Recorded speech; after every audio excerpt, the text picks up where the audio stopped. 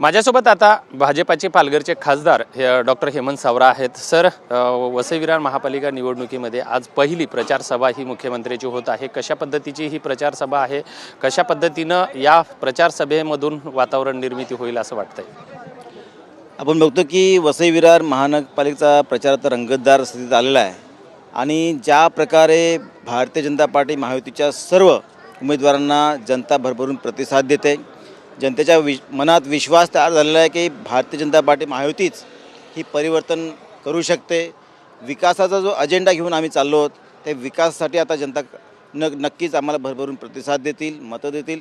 आणि त्यानिमित्ताने प्रचाराच्या निमित्ताने आज जी सार्वत्रिक निवडणूक होते त्यानिमित्ताने माननीय मुख्यमंत्री देवेंद्रजी फडणवीस आज इथे नालासोपारामध्ये येत आहेत आणि जो काय या वसई विरार नालासोपाराचा डेव्हलपमेंटचा प्लॅन आहे तो आपल्या समोर सादर करतील. ज्या पद्धतीने मागील काळामध्ये इथल्या सत्ताधाऱ्यांनी डेव्हलपमेंट केलं तर नाहीच, पण अजूनही ते इथल्या जनतेला भीती घालतायत. जे काय अनधिकृत बांधकामं आहेत ते पाडतील अशी भीती घालतायत. वास्तविकता त्यांनीच अनधिकृत बांधकामं तयार केली, त्यांनीच टँकर माफिया तयार केले आणि त्यामुळे अशी परिस्थिती निर्माण झालेली आहे.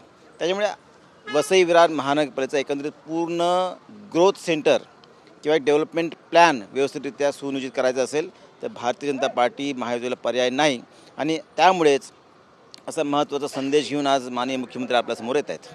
निश्चितच या ठिकाणी महायुतीनं जरी या ठिकाणी ताकद लावलेली असली तरी महायुतीत कुठेतरी बिघाडी दिसते. कारण अनेक शिवसेनेच्या उमेदवारांच्या समोर भाजपानं कमळ दिलेलं आहे. त्या ठिकाणी अनेक शिवसेनेचे उमेदवार आणि काही त्यांचे मुख्य नेतेसुद्धा, कारण आमदार विलास सरेंनी सुद्धा काल प्रेस कॉन्फरन्स घेऊन सांगितलं की भाजपाने आमचा कुठेतरी विश्वासघात केलेला आहे. मग अशा वेळी ही परिस्थिती का निर्माण झाली? नाही, अशातला भाग नाही. ज्या पद्धतीने 115 जागांमध्ये खरं तर भारतीय जनता पार्टीचे जवळजवळ 550-600 उमेदवार उत्सुक होते. त्यामध्ये शिवसेनेला 27 जागा द्याव्या लागल्या, 88 जागा भारतीय जनता पार्टी लढवत आहे. परंतु तरीसुद्धा काही ठिकाणी शिवसेनेच्या नेतृत्वाला सांगितल्यानंतर एक तुरळक ठिकाणी एक मैत्रीपूर्ण करायची का असा प्रस्ताव ठेवला गेला.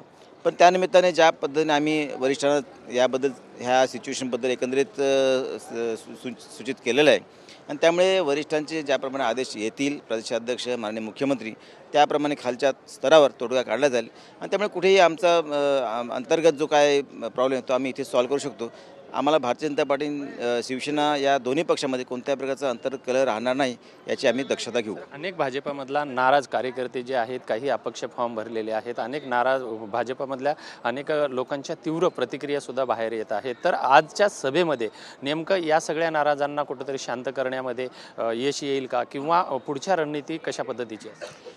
मागील काळामध्ये ज्या पद्धतीने मी सांगितलं की खूप जण उत्सुक होते, तिकीट न मिळाल्यामुळे काही जण नाराज जरी झाले असले तरीसुद्धा त्याच्यापैकी 95% जे काय आमचे कार्यकर्ते आहेत त्यांना आम्ही समजवलेलं आहे. ते आता प्रचारात सामील झालेले आहेत. जे काय 2-5% राहिलेले आहेत ते निश्चितच त्यांना आजच्या सभेच्या माध्यमातून चांगल्या प्रकारे संदेश जाईल आणि मला खात्री आहे की उद्यापासून ते सुद्धा भारतीय जनता पार्टी महायुतीच्या प्रचारामध्ये सामील झालेले आपल्याला दिसतील.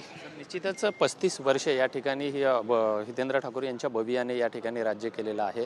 महायुतीनं जे आहे या निवडणुकीमध्ये विधानसभा परिवर्तनाच्या नंतर मोठ्या प्रमाणामध्ये ताकद लावलेली आहे.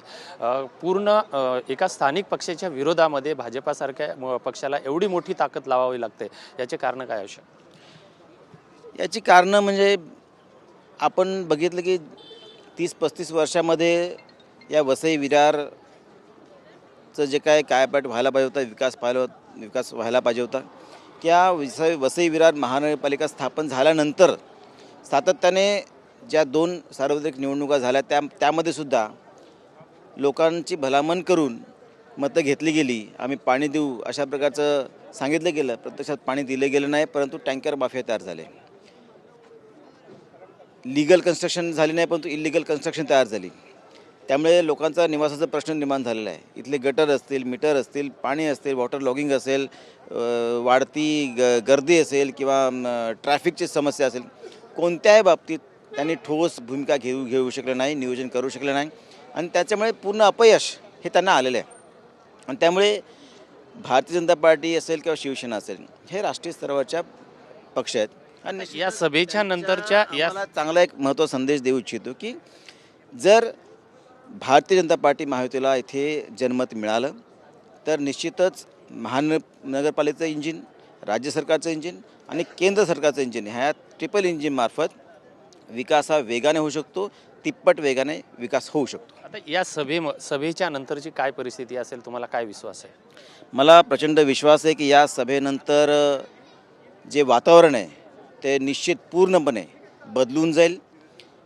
जनतेमध्ये एक सकारात्मक संदेश हा माननीय मुख्यमंत्री देणार आहेतच, परंतु जनतेलासुद्धा विश्वास वाटेल की भारतीय जनता पार्टी महायुतीलाच मतदान केलं पाहिजे. जर वसई विरार नालासोपाराचं विकास सुनियोजित पद्धतीने करायचा असेल तर भारतीय जनता पार्टी महायुतीला पर्याय नाही, हे स्पष्ट अधोरेखित होईल. निश्चितच हे होते पालघरचे खासदार हेमंत सावरा. आणि या मुख्यमंत्र्याच्या सभेच्या नंतर या पूर्ण महापालिका निवडणुकीमध्ये परिवर्तनाचं वारं वाहील असा विश्वाससुद्धा त्यांच्याकडून व्यक्त केला जात आहे. व्हिडिओ जर्नलिस्ट संतोष कदमसह विजय गायकवाड, TV9 मराठी, नालासोपारा.